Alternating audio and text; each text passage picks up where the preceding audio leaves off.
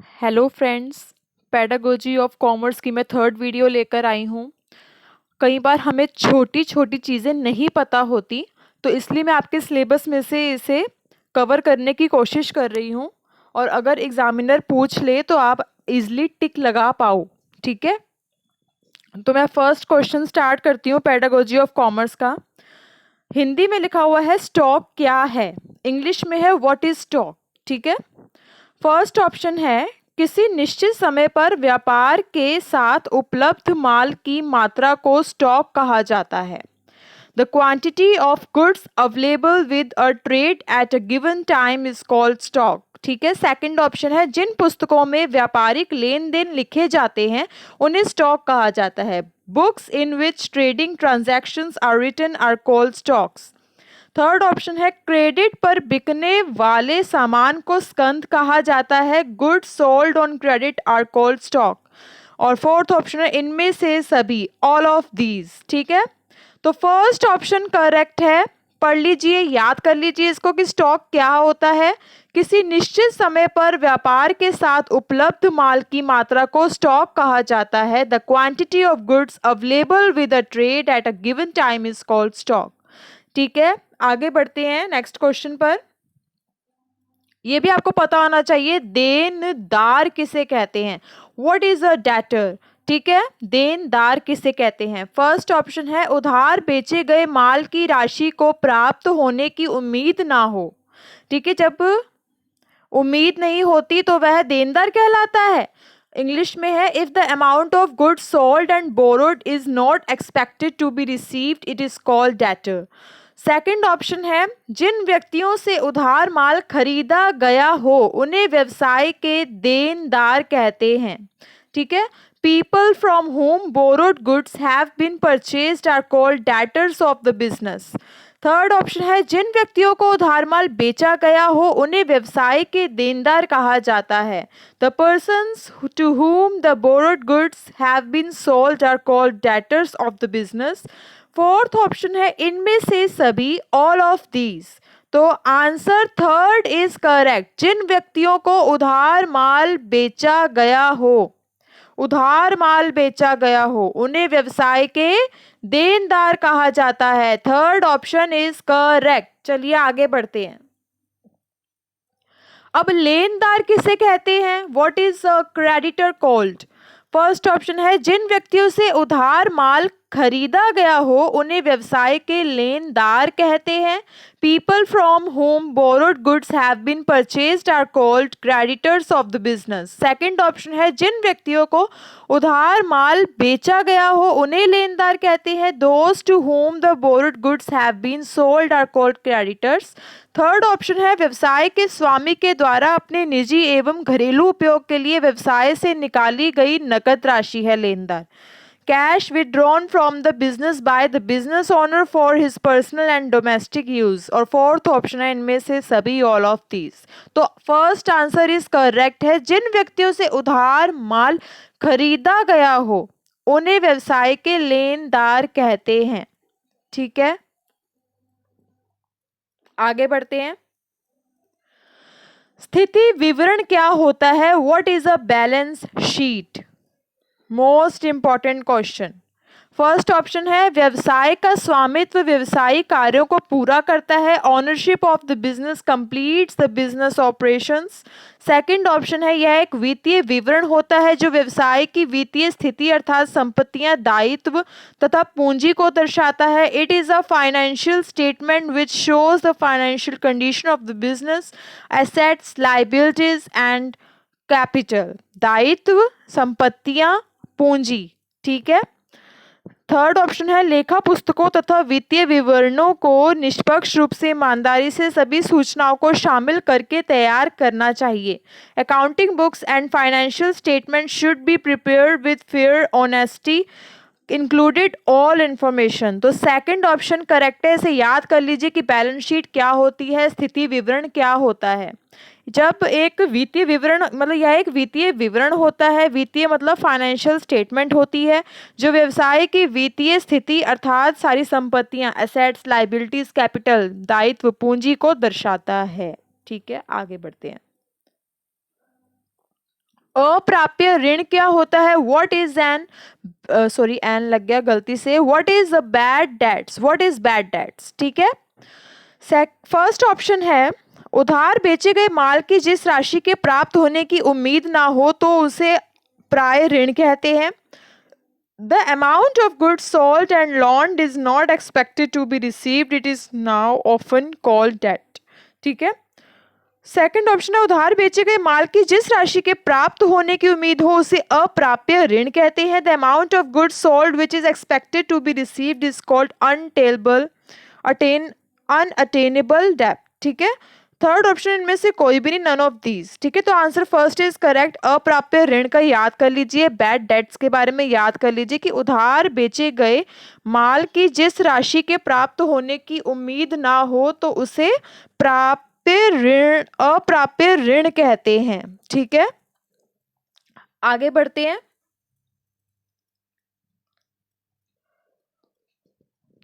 Drawing आहरण क्या होती है? What is a drawing? ठीक है, हिंदी में बोलते हैं आहरण, कई बच्चे ड्राइंग ही पढ़ना पसंद करते हैं, और what is a drawing English में तो ड्राइंग ही कहते हैं। आगे बढ़ते हैं। फर्स्ट ऑप्शन है व्यवसाय के स्वामी द्वारा अपने निजी और घरेलू उपयोग के लिए व्यवसाय से ना निकाली गई राशि को ड्राइंग कहते हैं। Drying of the amount withdrawn by the business owner for his personal and domestic use is called drawing. Second option है जिन व्यक्तियों के से उधार माल ना खरीदा गया हो वह ड्राइंग कहलाती है। The persons from whom the borrowed goods have not been purchased is called drawing। Third option है व्यवसाय के स्वामी के द्वारा अपने निजी और घरेलू उपयोग के लिए व्यवसाय से निकाली गई नकद राशि एवं माल को आहरण कहते हैं। The amount of cash and goods drawn by the business honour from the business for his personal and domestic use is called drawing. और फोर्थ ऑप्शन है इनमें से सभी ऑल ऑफ दीज। तो थर्ड ऑप्शन बिल्कुल करेक्ट है कि drawing क्या मतलब होता है, जब जो व्यवसाय का स्वामी है ना वो अपने घरेलू उपयोग के लिए मतलब घर के काम के लिए, ठीक है, व्यवसाय से निकाल लेता है। क्या नकद राशि निकाल सकता है या सीधा वो माल भी निकाल सकता है अपने घर के यूज के लिए, अपने निजी यूज के लिए, तो उसे कहते हैं drawing. Third option is correct. आगे बढ़ते हैं। ई वाणिज्य क्या है? What is e commerce? Most important question. First option है जो इंटरनेट से नहीं चल पाता वह ई वाणिज्य है। One that can't run on the internet is e commerce. Second option है जो इंटरनेट के माध्यम से व्यापार का संचालन कर सकता है। Who can conduct business through internet. Third option क्या है? जो मानवीय साधनों का नियोजन नहीं कर सकता। Who can't employ human resources. आपका जो करेक्ट आंसर है वो सेकंड है, जो आपको याद करना है अच्छे से। जो इंटरनेट के माध्यम से व्यापार का संचालन कर सकता है। Who can conduct business through internet. Okay, second option is correct. अब आगे बढ़ते हैं। ई वाणिज्य से उपभोक्ता क्या काम कर सकता है? What can a consumer do with E commerce? वह उधार लेने का काम कर सकता है। He can borrow. वह मूल्य को कम कर सकता है। He can reduce the values. Third option है उपभोक्ता इंटरनेट के माध्यम से विभिन्न वस्तुओं एवं सेवाओं को उचित कीमत व उचित समय पर खरीद सकता है। The consumer can by various goods and services at a reasonable price through the internet at a reasonable time. Answer है आपका थर्ड, उपभोक्ता इंटरनेट। देखो इंटरनेट तो आना ही है, जो मर्जी कर लो, ठीक है। उपभोक्ता इंटरनेट के माध्यम से विभिन्न वस्तुओं एवं सेवाओं को उचित कीमत व उचित समय पर खरीद सकता है। Okay, third option is correct. आगे बढ़ते हैं। एम वाणिज्य से क्या अभिप्राय है? फ्रेंड्स, ये दोनों मोस्ट इंपॉर्टेंट क्वेश्चंस है। ई कॉमर्स और एम वाणिज्य मतलब M commerce. What does M commerce mean? ठीक है, ई वाणिज्य जो इंटरनेट वगैरह की हेल्प से होता है, ठीक है, कंप्यूटर वगैरह सबका यूज कर लेते हैं हम। और एम वाणिज्य जो हाथों के उपकरण होते हैं ना वो होते हैं एम कॉमर्स, जो हम इजिली अपने हाथ में पकड़ लेते हैं। ठीक है, मतलब सबसे बेस्ट एग्जाम्पल है इसका मोबाइल, ठीक है, उसे कहीं भी हम लेके जा सकते हैं। फर्स्ट ऑप्शन है वस्तु और सेवाओं को लैपटॉप के माध्यम से बेचना ही एम वाणिज्य है। Selling goods and services through laptops is M commerce. तो सेकंड ऑप्शन है वस्तु और सेवाओं को बाजार के माध्यम से बेचना ही एम वाणिज्य है। Selling goods and services through the market is only commerce. Third option है वस्तु और सेवाओं का क्रय विक्रय वायरलेस हथ उपकरण जैसे मोबाइल फोन के माध्यम से व्यापार करना एम वाणिज्य है। सबसे बेस्ट एग्जाम्पल है इसका। The purchase and sale of goods and services is a business of commerce through wireless hand tools such as mobile phones. तो ऑप्शन थर्ड इज करेक्ट, बिल्कुल ठीक है। समझ आ गया होगा आपको, है ना। आगे बढ़ते हैं। जब शिक्षक अपने सभी तरीकों या साधनों द्वारा, ये क्वेश्चन मोस्ट इंपॉर्टेंट है फ्रेंड्स टीचर की नज़र से, इसलिए इसको अच्छे से पढ़ना। जब शिक्षक सभी तरीकों या साधनों द्वारा अपने शिक्षण कार्य को अधिक सहजता तथा कम से कम साधन और शक्ति का व्यय करके अधिगम परिणामों को उपलब्ध कर पाता है तो वह क्या कहलाता है? When a teacher is able to make his teaching work more comfortable by all means and by spending less and less resources and learning, what is he called? First option है अपव्यय की बढ़ोतरी, increase of wastage. Second option है विषय वस्तु का विश्लेषण, analysis of content. Third option है उद्देश्य निर्धारण, डिटरमाइनेशन ऑफ पर्पस। फोर्थ ऑप्शन है शिक्षा शास्त्रीय विश्लेषण, पेडागोजिकल एनालिसिस। तो फोर्थ ऑप्शन करेक्ट है। जब शिक्षक अपने तरीकों और साधनों का अपने शिक्षण कार्य को अधिक सरल बनाने के लिए कम से कम साधन और शक्ति का व्यय करता है और अधिगम परिणामों को उपलब्ध कर पाता है तो वो क्या होता है? पेडागोजिकल एनालिसिस, शिक्षा शास्त्रीय विश्लेषण। शिक्षा शास्त्रीय विश्लेषण, इंग्लिश में पेडागोजिकल एनालिसिस। ठीक है, आगे बढ़ते हैं। विषय वस्तु का विश्लेषण करते समय क्या ध्यान रखना चाहिए? विषय वस्तु का विश्लेषण करते समय क्या ध्यान रखना चाहिए? When analyzes the subject matter, what must take care? First option है विषय वस्तु के भाग सरल से कठिन की दिशा में हो। Parts of the subject matter should be in the direction of simple to difficult. Second option है विषय वस्तु के जितने संभव भाग हो सके ना, विषय वस्तु का विश्लेषण करना उतना अच्छा है। Analysing the subject matter as much as possible of the subject matter is as good.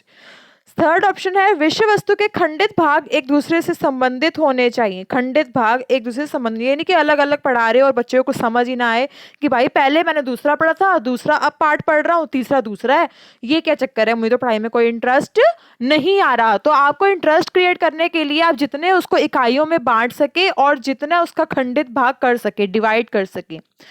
Fragmented parts of the subject matter should be related to each other. ठीक है, तो फोर्थ ऑप्शन इज करेक्ट। इनमें से सभी का ही use करना पड़ेगा विषय वस्तु का विश्लेषण करते समय। ठीक है, तो फोर्थ ऑप्शन इज करेक्ट। आगे बढ़ते हैं। विज्ञापन का क्या अर्थ होता है? What does advertising mean? ठीक है, इजी है बहुत ज्यादा, बस थोड़ा सा आपको ऑप्शंस में कंफ्यूज किया जाएगा। फर्स्ट ऑप्शन है बहुत ज्यादा पैसे कमाना, मेकिंग टू मच मनी। ज्ञान को बढ़ाना, इंक्रीज नॉलेज। किसी वस्तु विशेष की ओर ध्यान मोड़ना, to divert attention to a particular object.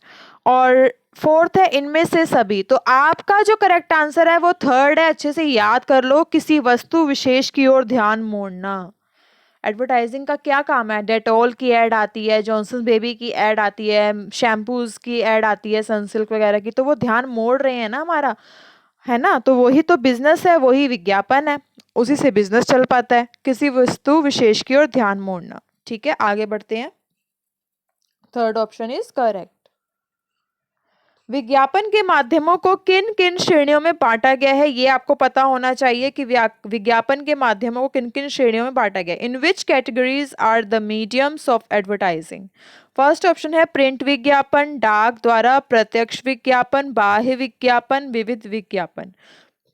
Print advertisement, direct advertisement by post, external advertisement, miscellaneous advertisement. तो सेकंड ऑप्शन है यहाँ पर बाह्य विज्ञापन, दृश्य विज्ञापन, श्रव्य विज्ञापन, external advertising, visual advertising, audio advertising. तो फर्स्ट ऑप्शन इज करेक्ट। आपका प्रिंट आता है, इसके अंदर डाक वाला भी आता है, डाक द्वारा प्रत्यक्ष विज्ञापन, बाह्य विज्ञापन भी होता है और एक विविध विज्ञापन भी होता है। ठीक है, आगे बढ़ते हैं। फर्स्ट ऑप्शन इसका करेक्ट है, याद कर लीजिए। व्यापार से आप क्या समझते हैं? What do you understand by trade? आप कई बच्चों को तो ट्रेड ही नहीं पता होता कि इसमें होता क्या है। तो फर्स्ट ऑप्शन पढ़ते हैं, क्रेता और विक्रेता का ध्यान रखना है, take care of buyer and seller.